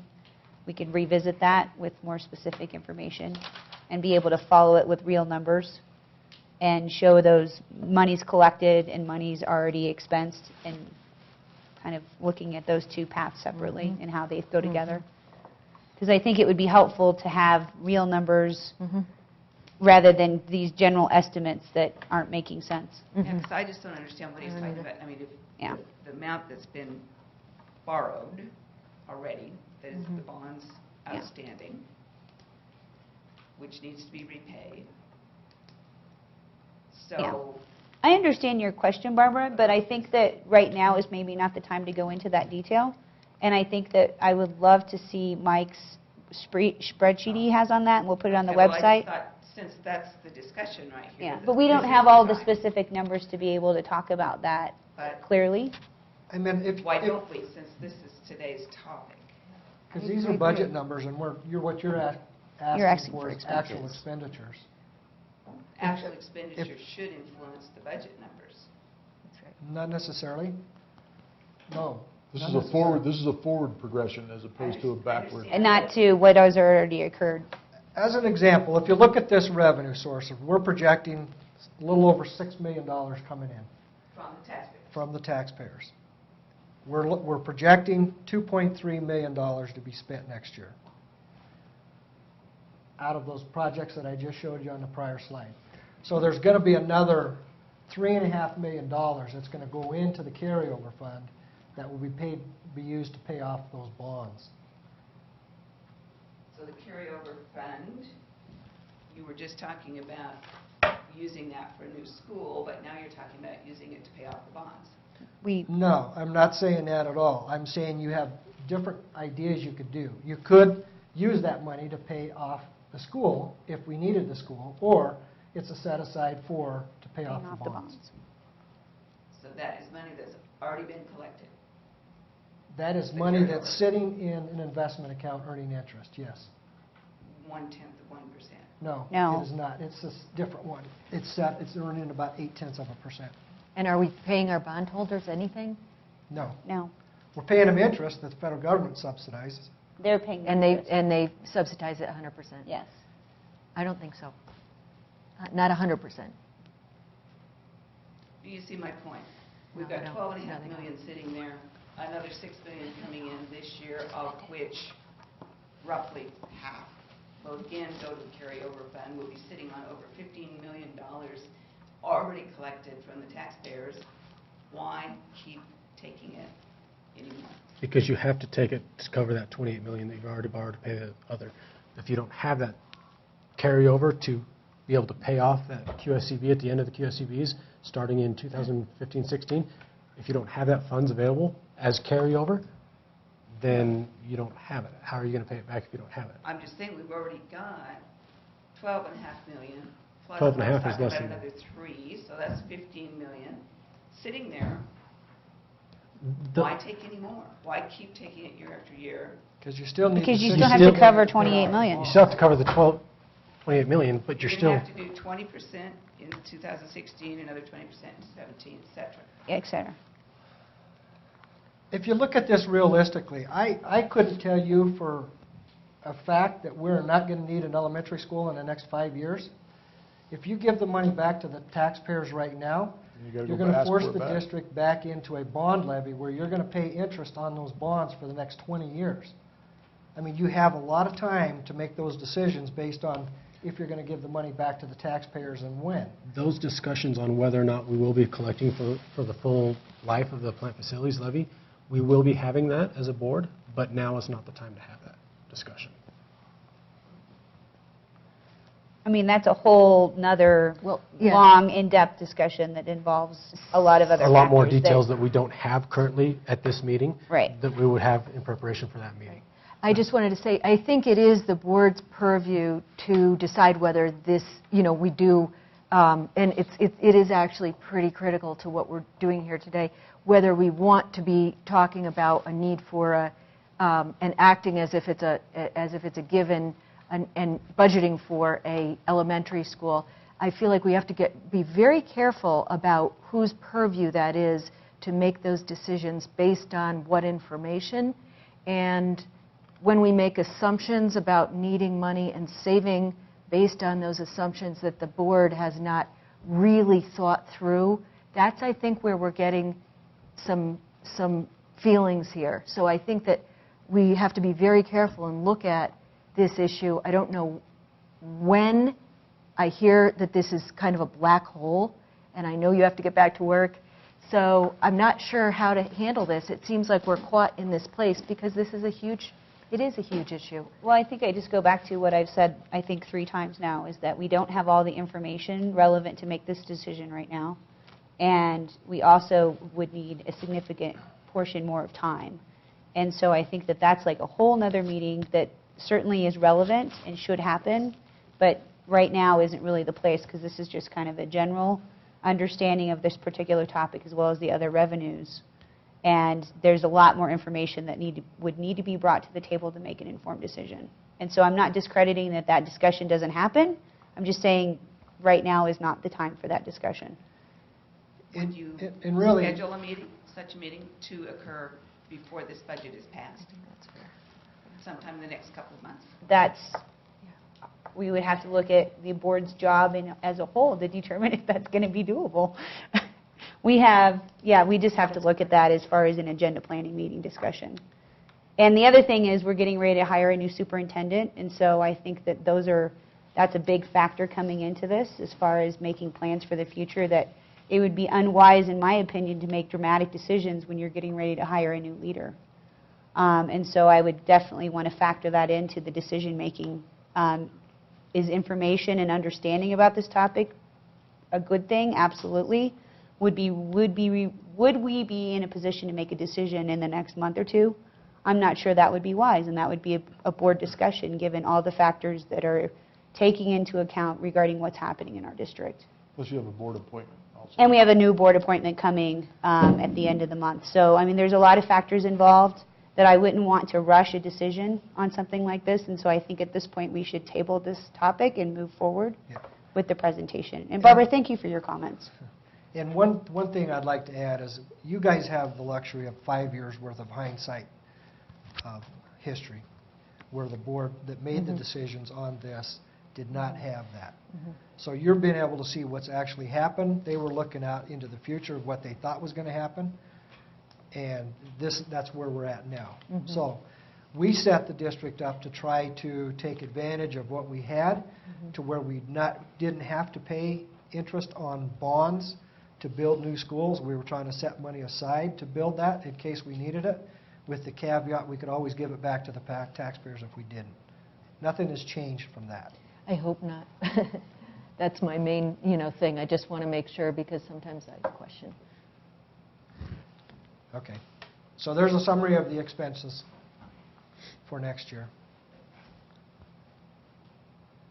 School plant bus purchase fund. This is the fund we were talking about, the depreciation that has to be transferred from the general fund into the plant facility fund is about $165,000. $35,000 is coming from the federal forest fund. So you have $200,000 set in this fund that has to be used to purchase buses. The cost of the buses is estimated at about $235,000. So this is a set aside of $235,000 that would buy about 3 buses here. Okay, and that is it. All right. Well, I appreciate it, Mike, for the in-depth and future or the current information and now the need for additional future meetings that we will have. Are there any more comments from the board? I just want to say I know that we've had a little back and forth here, but I think it's really healthy. Number one, the change from last year cannot be overstated. It's just, it's really a nice planning process. I feel like the community is involved and the board is not reacting. It's doing its job. So I appreciate it. Thank you, Mike. Appreciate it. All right. With that, is there a motion to adjourn? I will make that motion. Is there a second? Call for Second. vote. All in favor? Aye. All right, meeting adjourned.